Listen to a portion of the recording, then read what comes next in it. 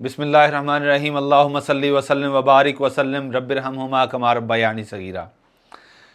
आप सबके नोटिस में है कि पंजाब पब्लिक सर्विस कमीशन ने पंजाब पुलिस के अंदर सब इंस्पेक्टर की सीट्स एडवर्टाइज़ कर दी हैं। इस हवाले से जो जो क्वेश्चंस हमसे पूछे जा रहे हैं मुख्तलिफ कैंडिडेट्स की तरफ से, तो हम इनको एक वीडियोज़ की शक्ल में अपने चैनल पर शेयर कर रहे हैं। बहुत से क्वेश्चंस इस हवाले से भी आए कि सब इंस्पेक्टर का जो प्रमोशन स्ट्रक्चर है पंजाब पुलिस के अंदर वो क्या है, आगे कौन कौन से कोर्सेज होते हैं, इनका प्रोबेशनर कोर्स क्या है और फर्दर प्रमोशन का क्या सीन होता है। इस हवाले से ये वीडियो आपके लिए बड़ी कारआमद साबित होगी। एंड तक वीडियो देखिएगा। सबसे पहले मैं बता दूं कि पंजाब पुलिस के अंदर जब आपकी एज सब इंस्पेक्टर रिक्रूटमेंट इंशाअल्लाह अज़ीज़ हो जाएगी तो उसके बाद जो सबसे पहला आपको मरहले से गुजरना पड़ेगा वो प्रोबेशनर आपका कोर्स होगा। आगे प्रोबेशनर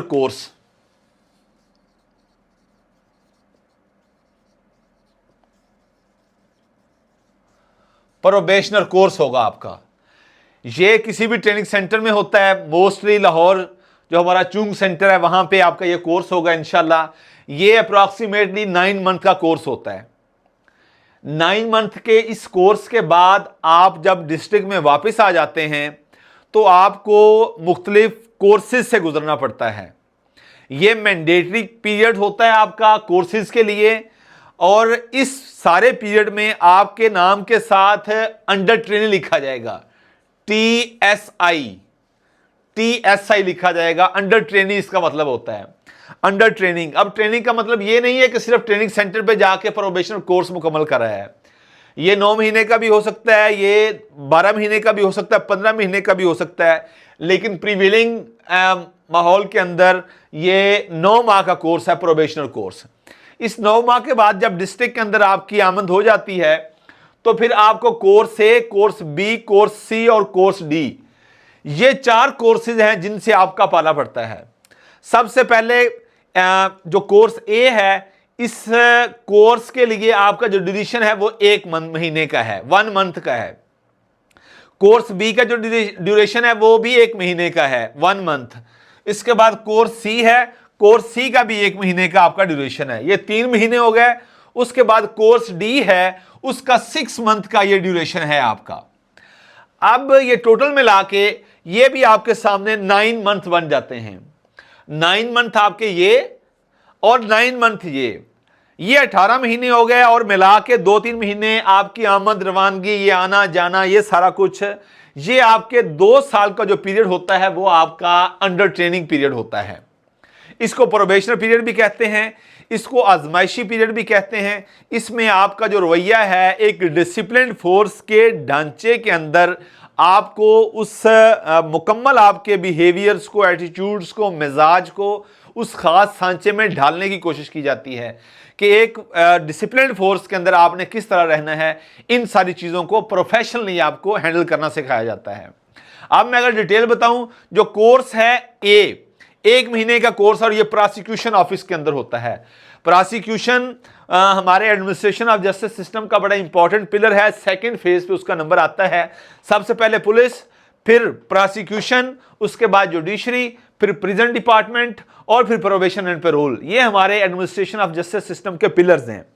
सो प्रोसिक्यूशन का मतलब ये होता है कि प्रोसिक्यूशन के अंदर रहकर आप प्रोसिक्यूशन ऑफिस, हर डिस्ट्रिक्ट के अंदर एक डिस्ट्रिक्ट प्रोसिक्यूशन ऑफिस होता है जिसको डिस्ट्रिक्ट प्रोसिक्यूटर जो है वो हेड करते हैं। उनके under deputy district public prosecutors होते हैं और असिस्टेंट डिस्ट्रिक्ट पब्लिक प्रोसिक्यूटर्स होते हैं, जो थानों की सतह पर उनको डिवीजन उनकी की होती है, और हर एक के पास 2 या 3 या 1 थाना होता है।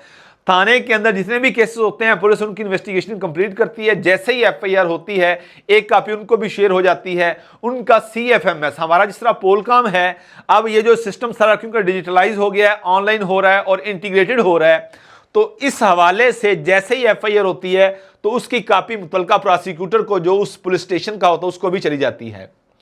तो वहां पे जब आप बतौर अंडर ट्रेनिंग सब इंस्पेक्टर वहां पे आप होते हैं तो वहां पे आप देखते हैं कि एक प्रोसिक्यूटर किस तरह एक तफ्तीशी अफसर को गाइड करता है और हर स्टेप पे वो आपको गाइडेंस देगा कि आपने ये करना है, अब ये करना है, कलेक्शन ऑफ एविडेंस इस तरह करनी है, compilation of case file and construction of case file आपने किस तरह करनी है, और एंड पे जब आपकी इन्वेस्टिगेशन कंप्लीट हो जाती है तो आपने जो 173 की रिपोर्ट है वो किस तरह बनानी है।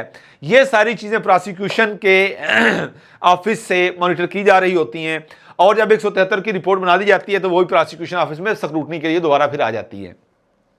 वहां पे आप मौजूद होते हैं और ये सारी चीजें आप मॉनिटर कर रहे होते हैं। वहां पे जो 173 की रिपोर्ट केस फाइल की शक्ल में आती है तो उसको स्क्रूटनी करता है एक prosecutor, district assistant district public prosecutor या डेप्टी डिस्ट्रिक्ट पब्लिक प्रोसिक्यूटर, और वो अगर इतराज़ात हों तो इतराज़ात लगा के दोबारा फिर उस आईओ को बुलाते हैं कि आप ये इतराज़ात दूर करें, और इतराज़ात दूर होने के बाद फिर दोबारा इनको सेंड टू कोर्ट करवाया जाता है। ये 1 महीने का प्रोसेस होता है। आपको इस सारे प्रोसेस से गुजारने का मतलब ये होता है कि प्रोसिक्यूशन की जो पुलिस के साथ इंटीग्रेशन है, अंडरस्टैंडिंग है, म्यूचुअल कोऑपरेशन है, वो किस तरह अपना काम करता है, आपको ये समझ आ जाए। उसके बाद हमारा 1 महीने का जो कोर्स है वो एस्टेब्लिशमेंट ब्रांच, ये डीपीओ ऑफिस के अंदर आपकी पोस्टिंग होती है। इस पोस्टिंग में डीपीओ ऑफिस की आप मुख्तलिफ ब्रांचेस के अंदर रह के देखते हैं कि सारी वर्किंग किस तरह है, और ये डीपीओ ऑफिस की जो एस्टेब्लिशमेंट है जहाँ पे आपका सारा रिकॉर्ड, आपकी सर्विस रोल, आपके जो सर्विस रोल के अलावा सारा आपका जो जज़ा सज़ा का निज़ाम, उसके बाद आपके जो मामलात हैं तनख्वाह के, सैलरी के, आपके अकाउंट्स मेंटेनेंस वगैरह, हर चीज़ को इन्होंने देखना है, और ये कोर्सेज़ को किस तरह चलाया जाता है वो भी यही सारा 1 महीने के अंदर आप इस सारे सिस्टम को समझते हैं। 3rd नंबर पे आपको कोर्स सी आ जाता है। ये भी ऑफिस वर्क होता है। इसके अंदर आप ऑफिस के अंदर ही मुख्तलिफ चीज़ों को देखते हैं। बेसिकली ये दोनों जो कोर्सेज हैं ये आपस में इंटीग्रेटेड होते हैं, और मुख्तलिफ ब्रांचेस का ही इसमें सारा प्रोसेस जो है ना आपको समझाया जाता है कि आपने पूरे ऑफिस की जो लीगल ब्रांच है, एस्टेब्लिशमेंट ब्रांच है, इंग्लिश ब्रांच है, उसके अलावा OSC ब्रांच है, और सिक्योरिटी ब्रांच है, रीडर ब्रांच है, ये सारी इन्वेस्टिगेशन ब्रांच है, ये सारी ब्रांचेस के अंदर रह के आपने किस तरह अपनी वर्किंग करनी है। ये 1 महीने का कोर्स है। आगे डी कोर्स आपका शुरू होता है, ये 6 महीने का कोर्स है। ये आपकी field posting, basically field attachment होती है, जहां पे आप बतौर अंडर ट्रेनिंग सब इंस्पेक्टर जाके अपनी सारी जो ड्यूटीज परफॉर्म करते हैं। आपको थाने की जो वर्किंग है वहां पे जो सारी रिकॉर्ड मेंटेनेंस सिस्टम है, रिकॉर्ड कीपिंग सिस्टम है सारा, वो आप समझते हैं कि ये सारे रजिस्टर्स किस तरह मेंटेन किए जाते हैं, और किस तरह एक SHO जो है वो आपको सारी इन्वेस्टिगेशन, ASI को, उसके अलावा सारे मुहर्रर को, हेड कांस्टेबल को, ये किस किस तरह सारी ड्यूटीज असाइन करता है, और फिर सारी उनकी इन्वेस्टिगेशंस की सारी वर्किंग की अपने एरिया ऑफ रेफरेंस के अंदर किस तरह उसकी मॉनिटरिंग करता है। 6 महीने के अंदर आप थाने के जो बुनियादी जो ड्यूटीज़ हैं, पब्लिक डीलिंग, उसके अलावा कट, उसके अलावा पेट्रोलिंग, इन्वेस्टिगेशन ऑफिसर के साथ आपको अटैच कर दिया जाता है, SHO के साथ आपको अटैच कर दिया जाता है, पेट्रोलिंग जो ऑफिसर उसके साथ आपको अटैच कर दिया जाता है, कट होता है वहाँ पे आपको बैठा दिया जाता है।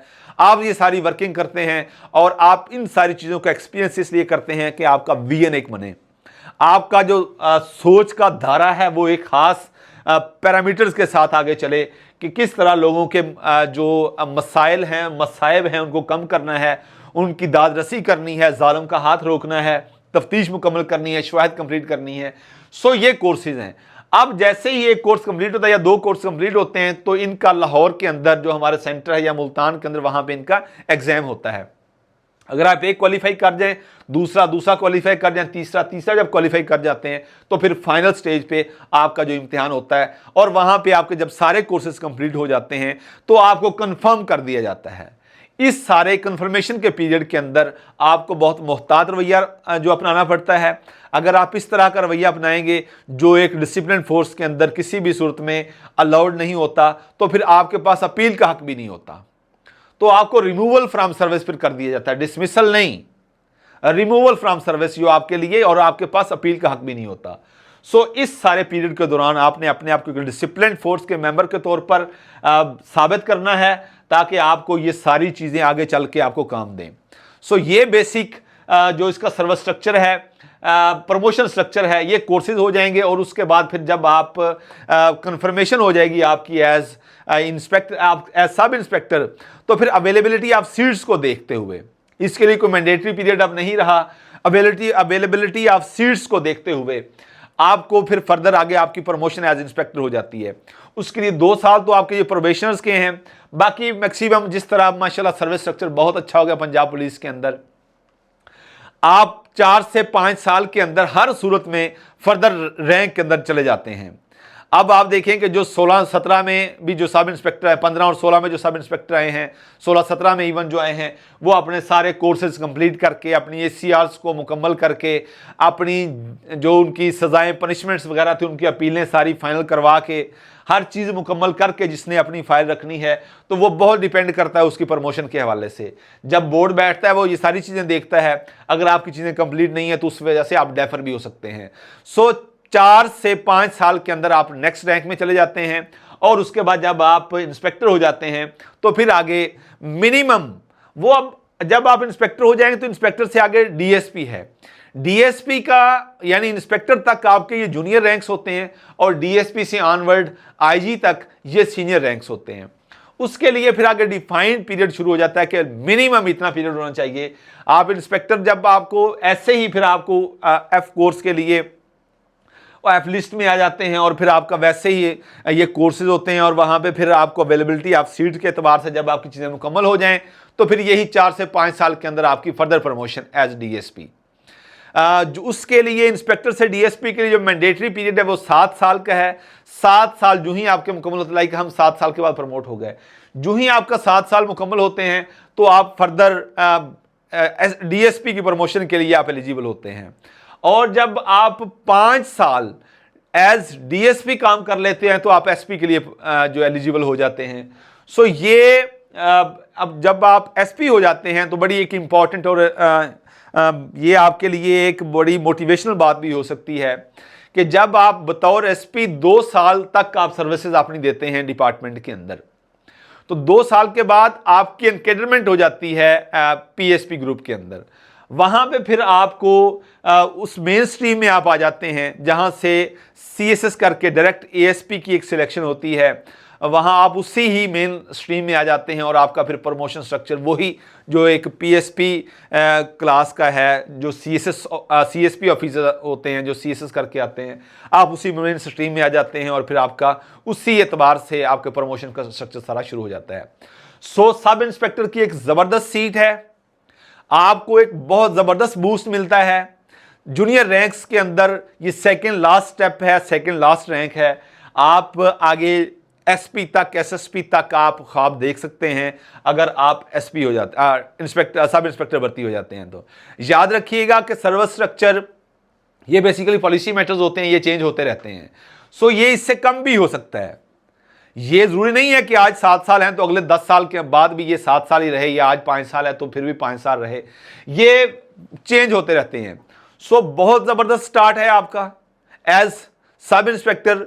मेहनत कीजिए, वालिदैन को हमेशा उनकी खिदमत करें, उनकी दुआएं लें और उसके साथ साथ आप दुरूद शरीफ पढ़ें।